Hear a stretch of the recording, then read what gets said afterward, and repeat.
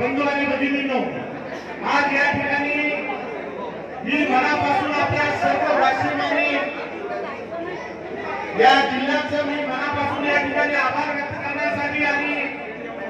आपण केलेल्या मेहनतीचं फळ मला या ठिकाणी दिल्याबद्दल मी आपल्या सर्वांचं या मनापासून या ठिकाणी आभार व्यक्त करतो। मी आता या मी संजय